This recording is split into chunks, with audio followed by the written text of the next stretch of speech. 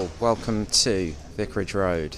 That is Daniel Farker talking to the media after a 2-1 defeat here for Norwich City, and that leaves them 10 points from safety with 4 games to go, which means that their fate will be sealed on Saturday if they lose to West Ham at Carrow Road. I guess it could be sealed if they draw as well. We shall see, but a defeat definitely confirms things. I have just stepped away from the press box because the boys up there are just about to interview the managers via Zoom, as we do these days, and once again got the mask on. Afraid can't avoid that at this point, but yeah, Vicarage Road looking great, and not great, but for some parts of this game Norwich did look better and did look good. You know, we didn't turn up here tonight expecting much. You know, obviously a win would have kept things interesting just about, but we knew that the fate really was sealed before tonight by Saturday's 1-0 defeat, but a sixth consecutive league defeat, and including the Sheffield United game before the restart. They did at least have the positive of avoiding equalling a club record. If they hadn't have scored tonight, then it would have been 6 consecutive league games without a goal, and that would have equalled a club record from 2007, the run which actually cost Peter Grant his job. And that came in the 4th minute from Emi Buendia, finally getting his goal. And it was a nice goal as well. Onel Hernandez darted in from the left, found Emi on the right side of the box, and he cut onto his left foot and curled the ball low. Ben Foster did get a sort of fingertips on it, but couldn't stop it going in. And at that point, things were looking pretty positive. Buendia had already had a free kick just tipped behind by Foster, and most of that came down to the fact that it was sort of an old boys reunion. The championship title winners back together again. Mario Vrancic and Marco Stiepermann both starting league games for the first time in quite a while, over 6 months for both. And the first time they started a league game alongside Tim Closer, of course, then, since January 2019.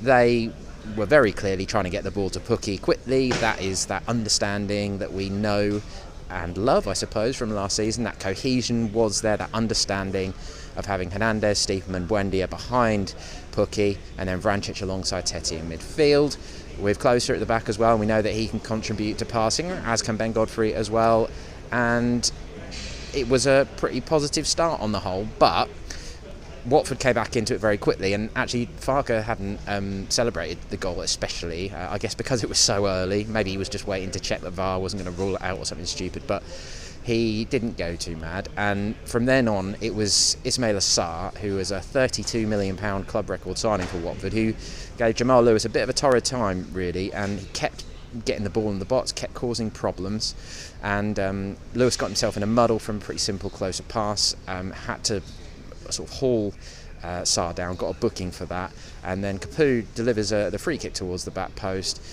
Craig Dawson, the Watford defender, gets a run on Jamal Lewis and then just powers the header in, with Alex Teti sort of trying to get in the way. Krul with no chance, and Watford did have other chances as well. Decore wasted one good header which went over the bar, and certainly aerially they generally had the advantage, although Closer and Godfrey really stuck to their task quite well with Troy Deeney, who's always such a handful in the air, isn't he? But the game, to be fair, was settled by a bit of a wonder goal. One of the best goals I've probably ever seen live. As soon as Danny Welbeck launched himself in the air, you thought, what's coming here? But it was a bit of a horror show from Norwich point of view in how the goal came about. Kenny McLean had just replaced Alex Teti 9 minutes into the second half, that was, because Teti was already on a yellow card and was sort of treading on thin ice. McLean comes on and immediately gets out-muscled by Sarr in midfield, and Sarr charges through. Closer holds him up. The low ball comes in and Aarons just takes a swing at it, tries to get the ball away, but just manages to scuff the spiralling ball up in the air, really.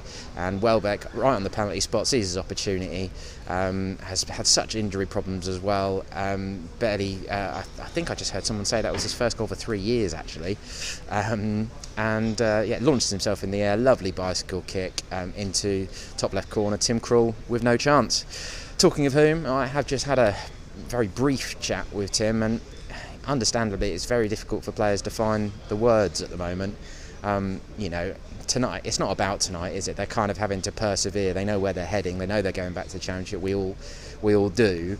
And my last question, Tim just sort of trailed off in the end, and you could just hear the disappointment in his voice, just so gutted. And I think his final line was, it just could have been so different, or certainly very close to what he said. So,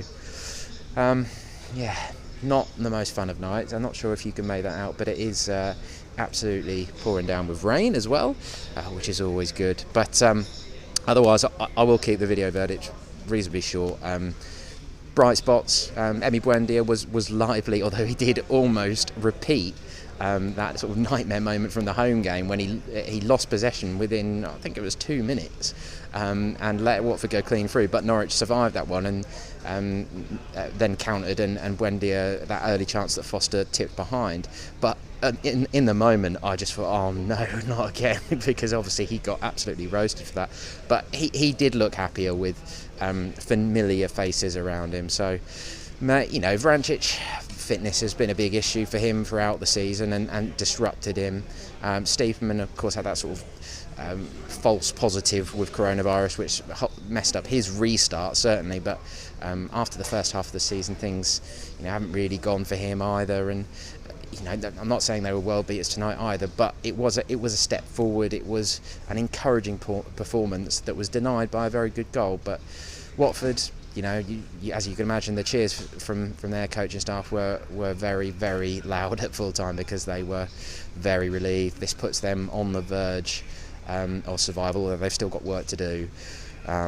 But Norwich heading back to the Championship, sadly, and they've just got to kind of keep their heads, keep putting in this kind of performance, just hope they get some kind of result, and beat West Ham on Saturday, and it does keep it alive for another at least few days. But sadly, it is the Championship we'll all soon be preparing for. We probably all are. Let's just hope when we get there, whenever that may be, whenever the transfer window is and all that sort of stuff, that some fans are allowed back, because I'm pretty sick of behind closed doors football now. I'm not sure if the result is dominating that, but there we go. Thank you for watching. Let us know what you thought of the game in the comments below, and we will see you on Saturday for that home game against West Ham.